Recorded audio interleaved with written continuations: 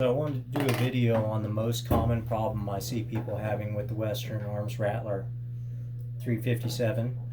I have it in 30 here actually as well. And the problem that I'm hearing is that people are getting it, and first thing it's giving them a puff of air back by the action in the face. I've actually removed the two plastic barrel covers because they actually don't serve any purpose, and I don't care about the aesthetic value. So if you're curious why, that's why. But first thing I do when I'm adjusting this barrel position is I come over to these two barrel screws here, and I will actually, before removing this barrel, make sure these are tight, not going crazy, before I go removing this shroud, because if I don't, a lot of times I found from the factory these barrels are loose actually, so you go to twist the shroud off without tightening those, and next thing you know you've actually changed the barrel position, and now maybe it's tight and will actually work. I don't know. So remove the barrel now that those are tightened up without the barrel changing positions. Go over to this little guy. I like to remove this, otherwise it's annoyingly in the way. Now I can go over to my barrel tension screws here and loosen them up. I don't have to go crazy. I'm just going to loosen enough. Barrel could twist freely. Boom, unscrew it.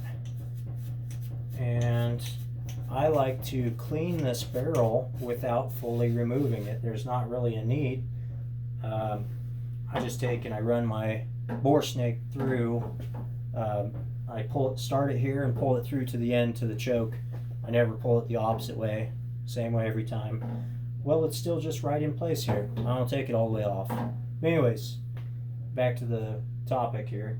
So, okay, we can adjust this, you know, in and out, and then we can mark it with what I call witness marks, so we know next time we can just remove it, clean it, put it back exactly the same position.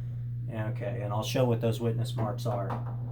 Okay, it's real simple. So, boom, I want it tight enough.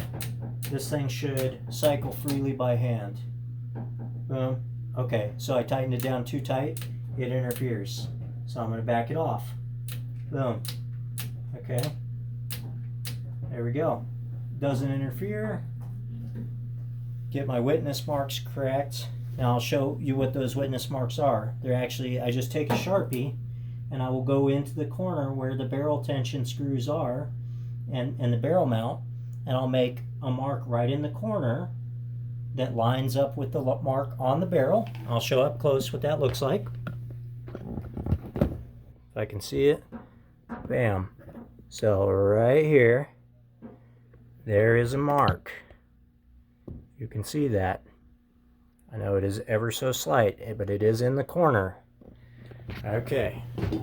Now that is how I know that it's in the same place every time. Because I clean this thing, it lead fouls in like 200 shots. That's how these TJ barrels seem to work for me. After I made my marks, tighten it down. As I said, the mag cycles freely by hand. We're good. I got my 4mm Allen. Give them a good tighten back down. Bam. Pretty darn snug. I don't think you could over tighten it, but I don't want to do any damage to anything. This little guy back. I hate it when I get it back together and this thing isn't in there. It's annoying.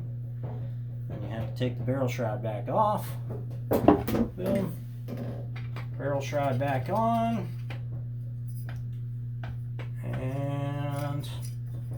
And with those covers removed, I can tell that my witness marks still line up, even if I tighten this shroud down.